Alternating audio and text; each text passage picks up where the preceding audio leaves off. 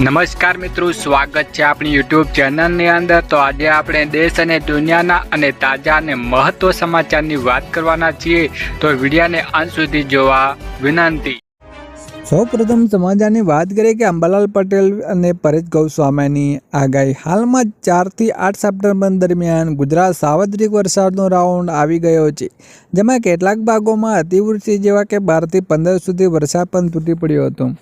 છેલ્લા 2 દિવસથી વરસાદે વિરામ લીધો છે અને રાજ્યનું તાપમાન ઉચકતા ગરમીનો અહેસાસ પણ થઈ રહ્યો છે, જેના પગલે ઘણા લોકોએ એવું લાગ્યું હતું કે ગુજરાતમાંથી ચોમાસાની વિદાય થઈ ગઈ છે।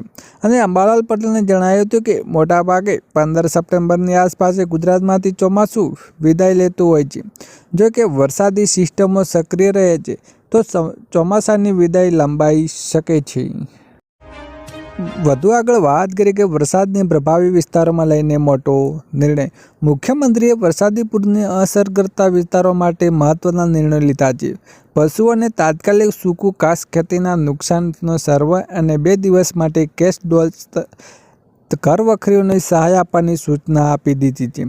બેઠકમાં ઘર મકાનની નુકસાનની પાણીની નિકાલ ચર્ચા થઈ।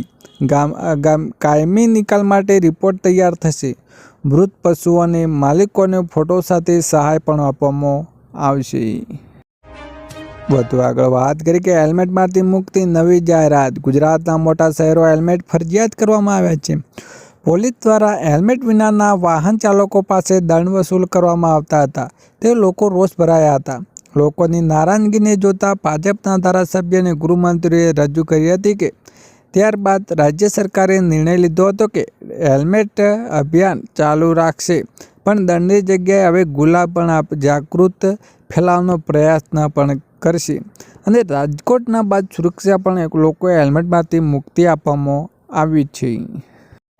વધુ આગળ વાત કરીએ કે અમૂલ દૂધમાં ભાવમાં કોઈ ઘટાડો નથી થાય। સમાચાર હતા કે જીએસટીના ભાવમાં ઘટાડો થયા, અમૂલ દૂધના ભાવમાં ઘટાડો થશે, પણ ભાવમાં કોઈ ઘટાડો મામલે અમૂલે સાફ ઇનકાર કર્યો છે અને અમૂલના દૂધના ભાવમાં કોઈ જીએસટી ઘટવા છતાં કોઈ ફરક પડશે નહીં અને ભાવમાં યથાવત જ રહેશે।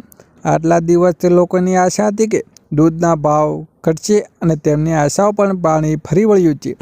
તાજા દૂધ પર પહેલાંથી જ જીએસટી શૂન્ય છે, માત્ર અલ્ટ્રાફીટ એપરેટ દૂધના ભાવ ઘટશે અને 22 સપ્ટેમ્બર જીએસટીના નવા દરો અમલ થશે। વધુ આગળ વાત કરીએ કે ઘર બનાવવા માટે સરકાર આપશે 1 લાખ રૂપિયાની 70,000 રૂપિયાની સહાય। પીડિત દીનદયાળ ઉપાધ્યાય આવાસ યોજના હેઠળ ઘર વિખરી પછાત વર્ગના લોકોને નવી મકાન બાંધવા માટે 1,70,000 રૂપિયાની આર્થિક સહાય આપવામાં આવશે। યોજનાના પાત્રમાં આવક મર્યાદા 6 લાખથી નક્કી કરવામાં આવી છે। અરજી સાથે જરૂરી દસ્તાવેજો જેમને જાતિના દાખલો, આવકનો પુરવઠો, જમીનની માલકીની વિગતો અને રહેઠાણ પુરવઠો વગેરે જોડવાની જરૂરી મકાન બાંધકામ પૂર્ણ કરવાની 2 વર્ષની રહેશે। વધુ આગળ વાત કરીએ 1 કરોડમાં ઘરોમાં મફત વીજળી। 1 કરોડ ઘરો લોકો મફત વીજળી। સરકાર નાણાકીય વર્ષ 2026 માટે પ્રધાનમંત્રી સૂર્યઘર મફત વીજળી યોજના બજેટ 80% વધારીને 20,000 કરોડ કર્યું છે, જેનાથી ગયા વર્ષે જાહેર કરાયું હતું કે મુખ્ય સોલાર રૂફટોપ કાર્યક્રમ વેગ મળશે અને સરકાર નાણાકીય વર્ષમાં 2027 સુધીમાં સોલાર રૂફટોપ ઇન્સ્ટોલની સંખ્યા વર્તમાન 8,000 વધારીને 1 કરોડ ઘરોની પહોંચવાની યોજનાઓ ધરાવી રહ્યા છે। 40% સુધી સબસિડી પણ પૂરી પાડવામાં આવશે। વધુ આગળ મહત્વની વાત કરીએ કે ભાવનગર ખેડૂતો માટે ખુશખબરના ઓક્ટોબર 2024ના પાક નુકસાન માટે કૃષિના રાહત પેકેજ જાહેર। ભાવનગર જિલ્લાના ખેડૂતો માટે રાહતના સમાચાર આવ્યા છે અને ઓક્ટોબર 2024માં થયેલા ભારે વરસાદને કારણે કપાસના પાકને થયેલા નુકસાન માટે રાજ્ય સરકાર દ્વારા કૃષિ રાહત પેકેજ કપાસ ઓક્ટોબર 2024થી જાહેર કરવામાં આવ્યો છે અને આ પેકેજ ભાવનગર જિલ્લાના મહુવા, સિહોર, ઘોઘા અને ઉભરાળા તાલુકાના અસરગ્રસ્ત ગામોમાં સમાવેશ કરવામાં આવ્યો છે અને આ નિર્ણયથી પાકને નુકસાનને વેઠનારા હજારો ખેડૂતોને આર્થિક સહાય પણ મળે છે। અરજીની પ્રક્રિયાને સમય મર્યાદા રાહતની પેકેજનો લાભ મેળવવા માટે ખેડૂતોએ તાત્કાલિક અરજી કરવાની રહેશે અને અરજી કર્યા પછી 2 સપ્ટેમ્બર 2025થી શરૂ થયેલા આગામી 15 દિવસ સુધી ચાલશે અને ખેડૂતે આ સમયગાળાના ડિજિટલ ગુજરાત પોર્ટલ પર ગ્રામ પંચાયતને ખાતે વીસી વિલેજ કમ્પ્યુટર એન્ટરપ્રાઇઝ મારફત ઓનલાઈન અરજી કરવાની રહેશે અને અરજી કર્યા બાદ કોઈપણ પ્રકારની ફી ચૂકવવાની રહેશે નહીં. એ જ મોટી રાહત છે. વધુ આગળ વાત કરીએ કે ગુજરાતના ખેડૂતો માટે કામના સમાચાર. કામ નહીં કર્યું હોય તો નહીં આવે પીએમ કિસાન સન્માન નિધિનો 21મો હપ્તો. પ્રધાનમંત્રી કિસાન સન્માન નિધિ યોજનાને આગામી એટલે કે 21મા હપ્તાની લાભ મેળવવા માટે ભારત સરકાર દ્વારા ખેડૂતોને આઈડી ફાર્મર રજિસ્ટ્રેશન નોંધણી ફરજિયાત કરવાની રહેશે. રાજ્યના ખેડૂતોએ હજુ સુધી ફાર્મર રજિસ્ટ્રેશન શરૂમાં નોંધણી કરાવવાની બાકી હોય તેવા ખેડૂતોને સત્વરે ખેડૂત આઈડીનું નોંધણી કરવાનો ખેડૂત નિયામક કચેરી દ્વારા અનુરોધ કરવામાં આવી રહ્યો છે. રાજ્યમાં બાકી રહેલા ખેડૂતોને સત્વરે ફાર્મર રજિસ્ટ્રેશન નોંધણી કરાવવાની રહેશે. તે માટે અત્યારે ગ્રામ્ય કક્ષાના ઝુંબેશ સ્વરૂપે નોંધણી કરવામાં આવી રહી છે. ખેડૂતોએ લાભાર્થીઓને સત્વરે નોંધણી કરાવવામાં ગામ તલાટી મંત્રી અથવા ગ્રામ સેવકોને સંપર્ક કરવાનો રહેશે. આ ઉપરાંત ખેડૂતોએ જાતે ઘરેથી મોબાઈલ એપ્લિકેશન માધ્યમ પર નોંધણી કરી શકે છે.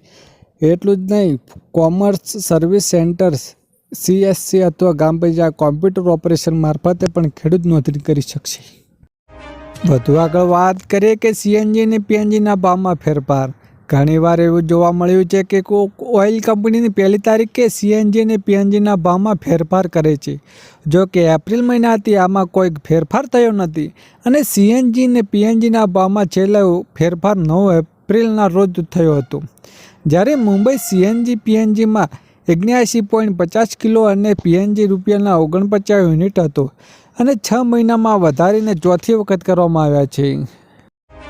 વધુ આગળ મહત્વની વાત કરીએ કે ચાંદીની ખરીદી પર નવા નિયમો. સરકાર હવે સોનાની જેમ ચાંદીની વેચાણ અને ખરીદી અંગે કડક બનાવવા જઈ રહી છે. ચાંદીના દાગીના પર હોમ માર્કેટિંગ ફરજિયાત બનાવવાની તૈયારી ચાલી રહી છે અને તેનો અર્થ એ છે કે ચાંદીની શુદ્ધતા અને ભાવમાં પારદર્શિતા વધશે અને રોકાણકારોને ખરીદદારોને હવે વધુ વિશ્વાસ સાથે સોદા મળશે. અને નિષ્ણાતો હવે કહે છે કે આ ચાંદીના અભાવ પર અસર કરી શકે છે. ચાંદીના દાગીના ખરીદવા અથવા રોકાણ કરવાની યોજના બનાવવાની રહેલા લોકો નવા નિયમો ધ્યાનમાં રાખવા જોઈએ. વધુ આગળ મહત્વની વાત કરીએ કે SBI ક્રેડિટ કાર્ડ વપરાશકર્તાઓ માટે ફેરફારો. 1 સપ્ટેમ્બરથી SBI કાર્ડ ધારકો પર નવા ચાર્જ લાગુ થશે અને બિલ ચૂકવણી, ઇંધણ ખરીદી પર ઓઇલ ખરીદી દરમિયાન તમારે વધારાના ચાર્જ ચૂકવવા પડી શકે છે અને ઓટો ડેબિટ નિષ્ફળતા 2% દંડ વસૂલવામાં આવશે અને આંતરરાષ્ટ્રીય વ્યવહારો પર વધુ ચાર્જ વસૂલવામાં આવે છે અને ડિવોઇડ પોઈન્ટનું મૂલ્ય પણ ઘટી શકે છે. તેની તમારા ખર્ચનું અગાઉથી સંચાલન કરો છો. જો તમે SBI કાર્ડનો ઉપયોગ કરો છો તો અથવા ખર્ચ અગાઉ ટ્રેન રાખો જેથી બિનજરૂરી દંડ ટાળી શકે છે. વધુ મહત્વની આગળ વાત કરીએ કે ATMમાંથી પૈસા ઉપાડવાનો નવો નિયમ. કેટલીક બેંકો ATM ઉપાડવા પર નવા ચાર્જ લાવવાની તૈયારી કરી રહી છે અને નિર્ધારિત મર્યાદા કરતાં વધુ પૈસા ઉપાડવા પર વધારાનો ચાર્જ લાગે છે અને રોકાણ ઉપાડવાને બદલે ડિજિટલ પેમેન્ટને પ્રોત્સાહન આપવાનું સારું લાગે છે. વધુ આગળ વાત કરીએ કે FD વ્યાજ દરો. બેંકોના ડિફ્ટન ડિપોઝિટ પર વ્યાજ દર પર બદલાઈ શકે છે. હાલમાં વ્યાજ 6.5%થી 7.5% સુધી આપવામાં આવી રહ્યું છે, પરંતુ ભવિષ્યમાં દરો ઘટી શકે છે. જો તમે FD કરતા માંગતા હોય તો વહેલા નિર્ણય લેવાની કાયદાકારક બની શકે છે. વધુ મહત્વની આગળ વાત કરીએ કે કપાસની આયાત ડ્યુટી મુક્તિ 31 ડિસેમ્બર 2025 સુધી લંબાઈ. કેન્દ્ર સરકાર કપાસની આયાત ડ્યુટીમાં મળતી મુક્તિની અવધિ 31 ડિસેમ્બર 2025 સુધી લંબાવાઈ છે. અગાઉ આ છૂટછાટ 30 સપ્ટેમ્બર સુધી હતી. આ પગલાંમાંથી કાપડ ઉદ્યોગનો મોટો લાભ થશે કારણ કે US ટેરિફ નીતિના કારણે ઉદ્યોગ પર ભારે અસર પડી રહી છે.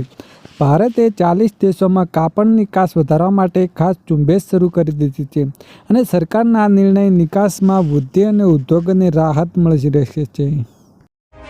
વધુ આગળ વાત કરીએ કે ખેડૂતો પાસે કેટલાક ટેકાના ભાવ ખરીદવાના 1 સપ્ટેમ્બરથી ઓનલાઈન રજિસ્ટ્રેશન. ગુજરાતના ખેડૂતો માટે ટેકાના ભાવ પાક વેચાણની નોંધણી 1 સપ્ટેમ્બર શરૂ કરવામાં મગફળી, મગ, અડદ, સોયાબીનના પાકો માટે રાજ્યભરમાં ઓનલાઈન નોંધણી થશે. જે માટે સરકારના કૃષિમંત્રી રાઘવસિંહ પટેલે ખેડૂતોને સમયસર નોંધણી કરવાનો અનુરોધ કર્યો છે અને કૃષિમંત્રી રાઘવસિંહ પટેલે જણાવ્યું હતું કે પ્રધાનમંત્રી અન્નદાતા આયાત સુરક્ષા અભિયાન અંતર્ગત રાજ્યના મગફળી, મગ, અડદ અને સોયાબીનના પાકોના ટેકાના ભાવ ખરીદી માટે આગોતરું આયોજન કરવામાં આવી રહ્યું છે અને રાજ્યના તમામ ખેડૂતોને 1 સપ્ટેમ્બર 15 સપ્ટેમ્બર સુધી સમુદ્રી પોર્ટલ પર ઇન્સ્ટાગ્રામ કેન્દ્રો મારફતે વિનામૂલ્યે નોંધણી કરાવી શકે છે. વધુ આગળ વાત કરીએ કે ભૂલકાઓ માટે સારા સમાચાર, તારીખો જાહેર. ગુજરાત શિક્ષણ વિભાગે શાળાઓના દિવાળી અને ઉનાળુ વેકેશનને લઈને સત્તાવાર પરિપત્ર બહાર પાડ્યો છે અને શૈક્ષણિક વર્ષ 2025 અને 26 માટે દિવાળી વેકેશન 6 ઓક્ટોબરથી 5 નવેમ્બર સુધી 21 દિવસનું રહેશે અને જ્યારે ઉનાળુ વેકેશન 4 મે 2026થી 7 જૂન 2026 સુધી કુલ 35 દિવસનું રહેશે. આ નિર્ણયથી વિદ્યાર્થીઓને, વાલીઓ અને શિક્ષકોને રજાનું આયોજન સરળતાથી કરી શકશે. વધુ આગળ મહત્વની વાત કરીએ કે સર્વોત્તમ ડેરી પશુપાલકોને ભેટ. ભાવનગર જિલ્લાના સહકારી દૂધ ઉત્પાદક સંઘની 25 ઓગસ્ટની મિટિંગમાં સર્વોત્તમને ઠરાવ પાસ થયા હતા અને મોંઘવારીને કારણે અને ચોમાસાના ખેતીની આવક બંધ રહેતી હતી. કોઈ પશુપાલકને સહાયરૂપ થવા માટે દૂધના ખરીદવાના વધારાના કરાયા હતા. હાલ કિલોના ફેટે 8 રૂપિયા અને 70 રૂપિયા ચૂકવતું હતું, તે 30નો વધારો કરીને 1 સપ્ટેમ્બર 9 રૂપિયા નક્કી કરાયા છે. આ વધારાની સર્વોત્તમ ડેરી ગુજરાતનો સૌથી વધુ ખરીદી ભાવ આપણી ડેરી તરીકે ઓળખવામાં આવે છે. વધુ આગળ વાત કરીએ કે ખેડૂતોની આવક વધારવા નવી યોજનાઓ જોવે. સરકાર ખેડૂતોની આવક વધારવા માટે ખાસ પહેલ કામ કરી રહી છે. સરકાર એવા મોડેલ પર કામ કરી રહી છે જેનાથી ખેડૂતોને તેમના પાક સીધા ગ્રાહકોને વેચી શકે છે, જેનાથી વચેટિયાઓની ભૂમિકા ઓછી થઈ શકે છે. કૃષિ મંત્રી શિવરાજસિંહ ચૌહાણે જણાવ્યું હતું કે પીટીઆઈ સમાચાર અનુસાર તેમણે ગયા રવિવારે પૂસામાં લગભગ 400 ખેડૂતો સાથે વાત કરતા હતા અને આ વાતમાં કહી હતી કે કેન્દ્રીય મંત્રીએ એક સત્તાવાર નિવેદનમાં કહ્યું હતું કે ફાસ્ટમાં ટુ કમ્પ્યુટ મર્જર મોલ્ડર ખેડૂતોના મતદાન નફો મેળવવામાં મદદરૂપ થશે. વધુ આગળ વાત કરીએ કે ખેડૂતો માટે લાભદાયક છે આ 5 મોટી યોજનાઓ. ખેડૂતો માટે 5 યોજનાઓ છે ખેડૂતો માટે ઉપયોગી. જો કે તમે આયોજિત નથી કરતા તો વહેલી તરીકે આ યોજનાઓ અરજી કરીને લેજો. આવક વધારવાના મદદરૂપ કરવા માટે સરકારી યોજનાઓ શરૂ કરવામાં આવી છે. આ યોજનાની મદદ સિંચાઈ લઈને નાણાકીય સહાય સુધી તમામ બાબતોને પૂરી પાડવામાં આવે છે. કિસાન ક્રેડિટ કાર્ડ યોજના 1998માં કેન્દ્ર સરકાર દ્વારા ખેડૂતોને તેમની હેઠળ કૃષિ માટે પર્યાપ્ત કેન્દ્રની યોજનાઓ હેઠળ ભારત સરકાર ખેડૂતોને કૃષિ માટે સરકારી સબસિડી રૂપે 4% રાહત દર કૃષિ લોન સાથે સહાય પૂરી પાડે છે. અત્યાર સુધી 2.5 કરોડનો યોજનાઓ લાભ લીધો છે. છેલ્લે મહત્વની વાત કરી કે તો તમારું રેશન કાર્ડ રદ થઈ જશે. કેન્દ્ર સરકારે રેશન કાર્ડ ધારકોને લઈને નવી ગાઈડલાઈન જાહેર કરી છે, જેમાં કેવાયસી અને રાશન કાર્ડ જથ્થાને નવો નિયમો જાહેર કર્યો છે, જેમાં દેશને કોઈ પણ રાશન કાર્ડ ધારકોને 6 મહિના સુધી રાશનનો જથ્થો લીધો નથી તો તેનું રાશન કાર્ડ આપોઆપ રદ થઈ જાય છે. આના સિવાય સરકારે દર 5 વર્ષે કેવાયસી કરવાનો પણ આદેશ કર્યો છે. ખાસ કરીને રેશન કાર્ડ લઈને ચાલતી કાળાબજારને ડ્યુટીનો મુદ્દાઓ લઈને સરકારે આ નિર્ણય કર્યો છે.